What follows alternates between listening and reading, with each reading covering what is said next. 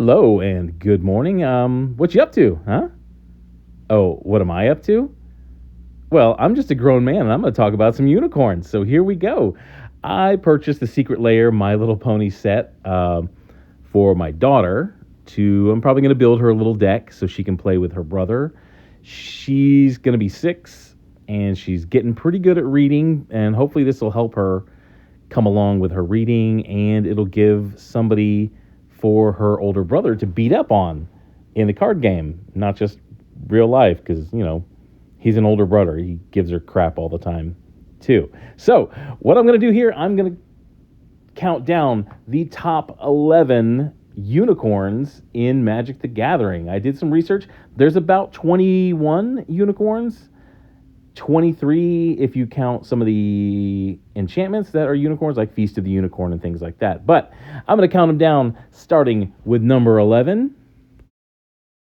Starting off in 11th place, which is probably the best place to be on a unicorn list, because you never want a unicorn behind you in line, is the Prized Unicorn. For 3 and a green, you get a 2/2 with all creatures that can block do so. This ability has been in Magic for so long. I feel like it should have, like an ability name like Lure, because there was a spell in 7th edition called Lure that basically gave your creature that. But I really think that's something that we've kind of overlooked on just giving it a name, an ability name. But that's number 11. Who cares? Now, starting off the actual 10 part of this top 10 list, we have the Revered Unicorn. For 1 and a white, you get a 2/3 unicorn, which sounds pretty good, except it has a cumulative upkeep. Now, go ask your uncle, go ask your dad, go ask your grandpa what cumulative upkeep is. When this creature leaves play, you gain life equal to that cumulative upkeep. It's old school cool. It's not great. That's probably why it's number 10 on this list, but I included it because it's just a kind of an interesting way to play it. At number 9, we have the Regal Unicorn. For 2 and a white, you get a 2/3 unicorn with really no abilities, but just the sheer aura of the flavor text on this is the one that puts it above number 10 into the number 9 slot. And I will break that down for you right now. It says, unicorns do not care if you believe in them any more than you care if they believe in you, which it's pretty ballsy for a unicorn, and that puts them up in number 9, even with no abilities. At number 8, we have our first gold card in the list. For 2 plus a green and a white, you get a 2/2 creature, Zebra Unicorn. Now, this is from Mirage. This was the African theme set, and it was a really, really cool set. Looking back, it's a really low power set. There's not really anything too powerful, too expensive in this. But for a change up, this is really cool because this is a Zebra Unicorn, and it had lifelink. That's why it was so expensive. It had lifelink before the term was really added to the game. So what you wind up with is this word soup that basically just means lifelink, which is for each 1 damage Zebra Unicorn does, gain 1 life. And that's kind of old school cool, and that's why it's on here. I might have to add this one to my daughter's deck. It's just a really cool look. At number 7, we have the Ronom Unicorn. Now, I don't know what they're feeding this guy, but he's been eating all of it. He's been getting into the unicorn creatine. Just look at this dude. He is, for 1 and a white, you get a 2/2, and really his only added effect is an ability to pop an enchantment. But aside from that, he's a beefy boy, and he's charging straight at you at number 7. Galloping in at number 6 is the Celestial Unicorn. Okay, it's at this point in the countdown that I kind of realized that unicorns in Magic aren't really powerful. This guy is a 3/2 for 2 and a white. He has basically 1 effect, because these guys really are pretty low-powered creatures. Every time you gain life, he gets a 1/1 counter on him. That's permanent on him. So, it's not that great, but in a white deck, you should be able to gain life very easily, so you should be able to pump this guy on, turn 3? Well, turn 4. This guy kind of made me realize, we're halfway through the list, And we're not really seeing very much power out of these unicorns, which might be, it's kind of a shame. Maybe we need some better unicorns there, Wizbro. Number 5, we have the Mesa Unicorn. Okay, this is 1 and a white for a 2/2 with lifelink. But another thing that this unicorn list has made me realize is just the wild amount of value you get in creatures nowadays and now in current Magic. I took like a 20-year break, right?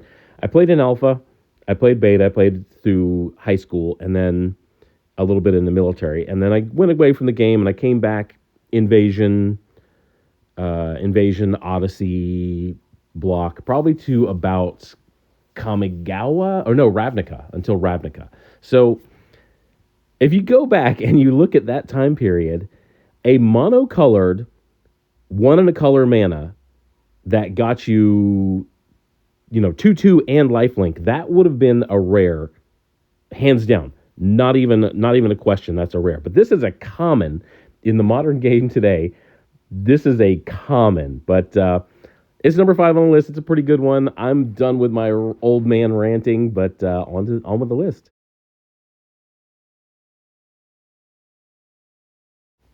At number 4, we have the Opaline Unicorn. For 3 colorless mana, you get a 1/2.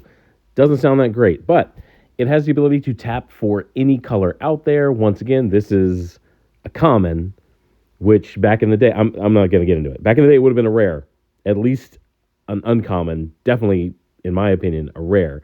But we're getting into the more useful unicorns, so the list is getting interesting, not exciting, but definitely interesting with some of these unicorns to come.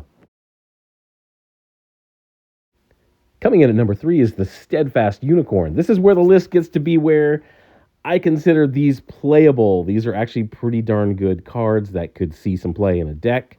I don't know how they affect the meta, but for 1, you get a 1/2 Unicorn.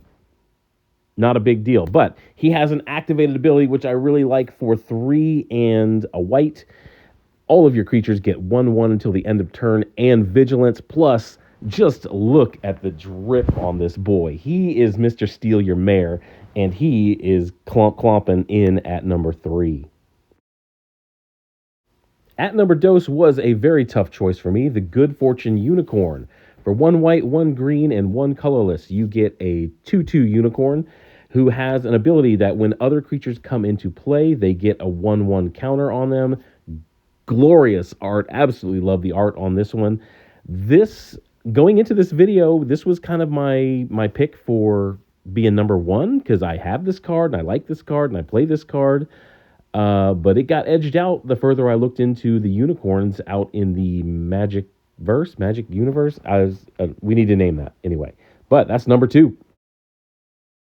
And at number 1, we have the Nyxborn Unicorn. This might as well be called the James Brown of unicorns because this unicorn is doing a lot of work. For 1 and a white, you get a 2/2 Unicorn. But here we go.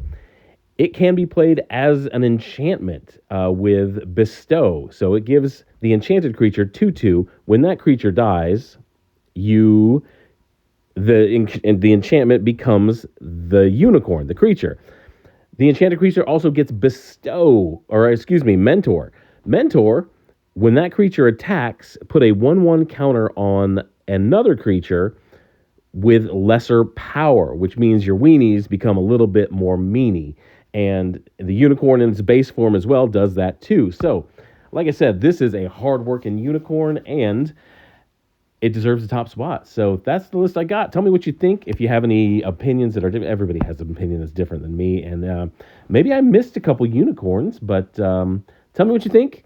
Take a look at our store, wizardstrove.com, and I will try to have a video every week if the dog will allow me with her in between her barking fits.